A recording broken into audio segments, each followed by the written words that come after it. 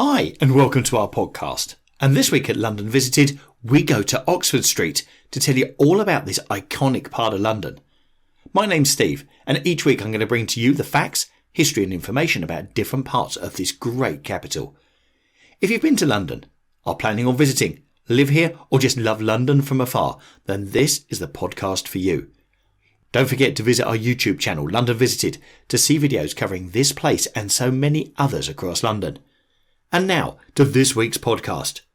Oxford Street runs for approximately 1.2 miles, 1.9 kilometres, is entirely within the city of Westminster, and the road begins at St Giles's Circus as a westbound continuation of New Oxford Street, meeting the Charing Cross Road, Tottenham Court Road next to Tottenham Court Road tube station, and runs past Rathbone Place, Wardour Street, Great Portland Street to Oxford Circus, where it meets Regent Street. From there, it continues past New Bond Street, Bond Street Station and Vere Street, ending up at Marble Arch. The route continues as the Bayswater Road and Holland Park Avenue towards Shepherd's Bush. The road is within the congestion charge zone and is part of the A40, most of which is a road running from London to Fishguard, via Oxford, Cheltenham, Brecon and Haverfordwest. Like many roads in central London that are no longer through roads, it's no longer signposted with that number. Oxford Street follows the route of the Roman road, the Via Trinobatania, which linked Calavea Ultrabeatum, near Silchester, Hampshire, with what is now known as Colchester, via London, and became one of the major routes in and out of the city. Between the 12th century and 1782, it was variously known as the Tyburn Road, after the River Tyburn that crossed it north to south. Uxbridge Road, the name still used for the road between Shepherd's Bush and Uxbridge, Worcester Road and Oxford Road. On the Plan of London published in 16th century, the road is described partly as the Way to Uxbridge, followed by Oxford Road, showing rural farmland where the junction of Oxford Street and Rathbone Place now is. Though a major coaching route, there were several obstacles along it, including the bridge over the Tyburn. A turnpike truss was established in the 1730s to improve the upkeep of the road. It became notorious as the route taken by prisoners on their final journey from Newgate Prison to the gallows at Tyburn, near Marble Arch. Spectators jeered as the prisoners were carted along the road, and could buy rope used in the executions from the hangman in taverns. By about 1729, the road had become known as Oxford Street. Development began in the 18th century after many surrounding fields were purchased by the Earl of Oxford. In 1739, a local gardener, Thomas Huddle, built property on the north side. In a map of London published in 1746, it shows urban buildings as far as North Audley Street, but only intermittent rural property beyond. Buildings were erected on the corner of Oxford Street and Davis Street in the 1750s. Further development occurred between 1763 and 1793. The Pantheon, a place for public entertainment, opened at number 173 in 1772. The street became popular for entertainment, including bear baiters, theatres and public houses. However, it was not attractive to the middle and upper classes, due to the nearby Tyburn Gallows and the notorious St Giles's Rookery, or slum. The gallows were removed in 1783, and by the end of the century, Oxford Street was built up from St Giles's Circus to Park Lane, containing a mix of residential houses and entertainment. The site of the Princess's Theatre, that opened in 1840, is now occupied by Oxford Walk shopping area. Oxford Circus was designed as part of the development of Regent Street by the architect John Nash in 1810. The four quadrants of the circus were designed by Sir Henry Tanner and constructed between 1913 and 1928. Oxford Street changed in character from residential to retail towards the end of the 19th century. Drapers, cobblers and furniture stores opened shops on the street, and some expanded it into the first department stores. Street vendors sold tourist souvenirs during this time. A plan in the London Street Views published in the late 1830s remarks that almost all the street, save for the far western end, was primary retail. John Lewis started in 1864 in a small shop at 132, while Selfridges opened on the 15th of March 1909 at number 400. Most of the southern side west of Davis Street was completely rebuilt between 1865 and 1890, allowing for more uniform freehold ownership. By the 1930s, the street was almost entirely retail, a position that remains today. However, unlike nearby streets such as Bond Street and Park Lane, there remained a few seedy elements, including street traders and prostitutes. There were relatively few pubs in Oxford Street, perhaps due to the high rental values. Oxford Street suffered considerable bombing during the Second World War. During the night and the early hours of the 17th to the 18th of September 1940, 2 bombers targeted the West End, particularly Oxford Street. Many buildings were damaged, either from direct hits or subsequent fires, including 4 department stores: John Lewis, Selfridges, Bourne and Hollingsworth, and Peter Robinson. George Orwell wrote in his diary for the 24th of September that Oxford Street was completely empty of traffic and only a few pedestrians, and saw innumerable fragments of broken glass. John Lewis's caught fire again on the 25th of September and was reduced to a shell. It remained a bomb site for the remainder of the war and beyond, finally being demolished and rebuilt between 1958 and 1960. Peter Robinson partially reopened on the 22nd of September, though the main storefront remained boarded up. The basement was converted into studios for the BBC Eastern Service. Orwell made several broadcasts here from 1941 to 1943. Selfridges was bombed again on the 17th of April 1941, suffering further damage, including the destruction of the Palm Court restaurant. The basement was converted to a communications base with a dedicated line run along Oxford Street to Whitehall, allowing British Prime Minister Winston Churchill to make secure and direct phone calls to the US President Franklin D. Roosevelt. The store was damaged again on the 6th of December 1944, after a V-2 rocket exploded on nearby Duke Street, causing its Christmas tree displays to collapse into the street outside. Damage was repaired and the shop reopened the following day. In September 1973, a shopping bag bomb was detonated by the IRA at the offices of the Prudential Assurance Company, injuring 6 people. A second bomb detonated by the IRA next to Selfridges in December 1974, injuring 3 people and causing £1.5 million worth of damage. Oxford Street was again targeted by the IRA in August 1975. An undiscovered bomb that had been booby-trapped exploded without any injuries. The IRA also detonated a bomb at the John Lewis department store in December 1992, along with another in nearby Cavendish Street, injuring 4 people. The human billboard, Stanley Green, began selling on Oxford Street in 1968, advertising his belief in the link of proteins to sexual libido, and the dangers therein. He regularly patrolled the street with his placard headlined "Less Passion from Less Protein," and advertised his pamphlet 8 Passion Proteins with Care until his death in 1993. His placards are now housed in the British Museum. Centre Point, just beyond the eastern end of Oxford Street next to Tottenham Court Road Station, was designed by property developer Harry Hyams and opened in 1966. It failed to find a suitable tenant and remained empty for many years before being occupied by squatters, who used it as a centre of protest against the lack of suitable accommodation in central London. Oxford Street is a home to a number of major department stores and flagship retail outlets, containing over 300 shops as of 2019. It is the most frequently visited shopping street in inner London, attracting over 500,000 daily visitors in 2014. It is one of the most popular destinations in London for tourists, with an annual estimated turnover of over £1 billion. It forms part of the shopping district in the West End of London, along with other streets including Covent Garden, Bond Street and Piccadilly.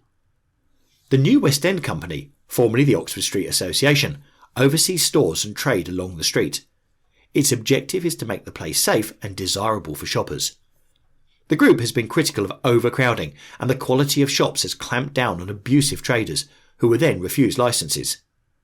Several British retail chains regard their Oxford Street branch as the flagship store. Debenhams opened as Marshall and Snellgrove in 1870, and in 1919 they merged with Debenhams, which had opened in nearby Wigmore Street in 1778. The company was owned by Burton between 1985 and 1998. The London flagship store of the House of Fraser began as D.H. Evans in 1879 and moved to its current premises in 1935. It was the first department store in the UK with escalators serving every floor. Selfridges at Oxford Street, the second largest department store in the UK and flagship of the Selfridges chain, has been in Oxford Street since 1909. Hi there, and thanks so much for listening to this podcast on the history of London. And if you're enjoying this, please don't forget to give it a thumbs up on YouTube. Now, if you want to get more involved with London Visited, don't forget you can join us as a member by going to patreon.com/London Visited with so many different benefits. Or you could purchase a 4K photograph of London from our website, londonvisited.co.uk, both of which support us and keep the channel going. Once again, thanks for listening. And now, back to the podcast. Marks & Spencer's has 2 stores on Oxford Street. The first, Marks & Spencer's Marble Arch, is at the junction with Orchard Street. The second branch is between Regent Street and Tottenham Court Road, on the former site of the Pantheon. The music retailer HMV was opened at number 363 Oxford Street in 1921 by Sir Edward Elgar. The Beatles made their first recording in London in 1962 when they cut a 78 RPM disc demo in the store. A larger store at number 150 was opened in 1986 by Bob Geldof and was the largest music shop in the world, at 60,000 square feet. As well as music and video retail, the premises supported live gigs in the store. Because of financial difficulties, the store closed in 2014, with all retail moving to number 363. The 100 Club, in the basement of number 100, has been run as a live music venue since the 24th of October 1942. It was thought to be safe from bombing threats because of its underground location, and played host to jazz musicians including Glenn Miller. It was renamed the London Jazz Club in 1948 and subsequently the Humphrey Lyttelton Club after he took over the lease in the late 1950s. Louis Armstrong played at the venue during this time. It became a key venue for the trad jazz revival, hosting gigs by Chris Barber and Acker Bilk. It was renamed the 100 Club in 1964 after Roger Horton bought a stake, adding an alcohol licence for the first time. The venue hosted gigs by several British blues bands, including The Who, The Kinks and The Animals. It was an important venue for punk rock in the UK and hosted the first British punk festival on the 21st of September 1976, featuring the Sex Pistols, The Damned and the Buzzcocks. The Tottenham is a Grade 2 listed pub at number 6 Oxford Street near Tottenham Court Road. It was built in the mid-19th century and is the last remaining pub in the street, which once had 20. The London College of Fashion has an Oxford Street campus on John Prince's Street near Oxford Circus. The college is part of the University of the Arts London, formerly the London Institute. The cosmetics retailer Lush opened a store in 2015, measuring 9,300 square feet and containing 3 floors. It is the company's largest retail premises. Oxford Street is served by major bus routes and by 4 tube stations of the London Underground. From Marble Arch eastwards, the stations are Marble Arch on the Central Line, Bond Street on the Central and the Jubilee lines, Oxford Circus on the Central, Bakerloo and Victoria lines, Tottenham Court Road on the Central and Northern lines. The 4 stations serve an average of 100 million passengers every year, with Oxford Circus being the busiest. Crossrail, a major project involving an east-west rail route across London, will have 2 stations serving Oxford Street, at Bond Street and Tottenham Court Road. Each station will be double-ended, with exits through the existing tube station and some distance away, to the east of Bond Street in Hanover Square near Oxford Circus, to the west of Tottenham Court Road in Dean Street. Oxford Street has been ranked as the most important retail location in Britain and the busiest shopping street in Europe. The pavements are congested because of shoppers and tourists, many of whom arrive at the tube station, and the roadway is regularly blocked by buses. There is heavy competition between foot and bus traffic on Oxford Street, which is the main east-west bus corridor through central London. Around 175,000 people get on or off a bus on Oxford Street every day, along with 43,000 other through passengers. Taxis are popular, particularly along the stretch between Oxford Circus and Selfridges. Between 2009 and 2012, there were 71 accidents involving traffic and pedestrians. In 2016, a report suggested buses generally did not travel faster than 4.6 miles per hour, compared to a typical pedestrian speed of 3.1 miles per hour. There have been several proposals to reduce congestion on Oxford Street. Horse-drawn vehicles were banned in 1931, and traffic signals were installed the same year. To prevent congestion of buses, most of Oxford Street is designated a bus lane during peak hours, and private vehicles are banned. This is only open to buses, taxis and 2-wheeled vehicles between 7 a.m. and 7 p.m. on all days except Sundays. The band was introduced experimentally in June 1972 and was considered a success, with an estimated increase of £250,000 in retail sales. However, the area is popular with unregulated rickshaws, which are a major cause of congestion in the area. Their slow speed, coupled with the narrowness of the street, buses are unable to pass them, causes long traffic queues, only to add to the traffic woes. In 2009, a new diagonal crossing opened at Oxford Circus, allowing pedestrians to cross from one corner of Oxford Street to the opposite without needing to cross twice or use an underpass.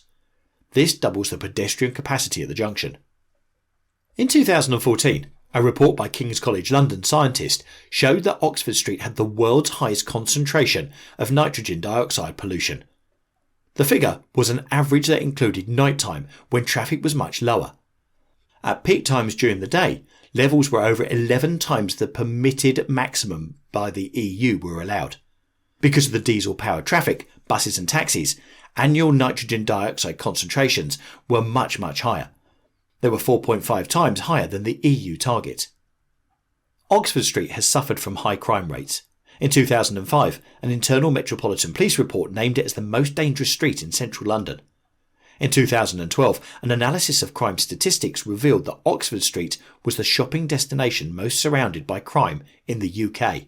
In 2014, the United Arab Emirates issued a travel advisory, warning Emirati citizens to avoid Oxford Street and other areas of central London, such as Bond Street and Piccadilly, due to pickpocketing, fraud and theft. The advent of closed-circuit TV has reduced the area's attention to scam artists and illegal street traders. Every Christmas, Oxford Street is decorated with festive lights. The tradition of Christmas lights began in 1959, 5 years after neighbouring Regent Street. There were no light displays in 1976 or 1977 because of economic recession, but the lights returned in 1978 when Oxford Street organised a laser display and have continued every year since. Current practice involves a celebrity turning the lights on in mid to late November, and the lights remain on until the 6th of January, 12th night. The festivities were postponed in 1963 because of the assassination of John F. Kennedy, and in 1989 to fit with Kylie Minogue's touring commitments. In 2015, the streetlights were switched on earlier, on Sunday the 1st of November, resulting in the unusual closure of the street to all traffic. Oxford Street is mentioned in several Charles Dickens novels. In A Tale of Two Cities, as Oxford Road, it is described as having very few buildings, though it was heavily built up by the late 18th century. It is also mentioned in sketches by Boz and Bleak House. The street is also a square on the British Monopoly game board, part of the green set together with Regent Street and Bond Street. The streets were grouped together as they are all primarily retail areas. Well, there you go. I hope you've enjoyed our in-depth look at Oxford Street. Who would have known it goes right back to Roman times as part of the old A40, which goes all the way to Wales. Anyway, whatever podcast service you use to listen to this, please do subscribe to get updates on new shows, and also please leave us some feedback. Please also let me know any places you'd like us to feature in future podcasts by emailing me directly on londonvisited@gmail.com or contacting us on Twitter and Instagram @LondonVisited, Facebook on @TheLondonVisited, or you can go to our website www.londonvisited.co.uk. Thanks for listening. Really hope you enjoyed our podcast, and we'll see you soon on the next one. Bye.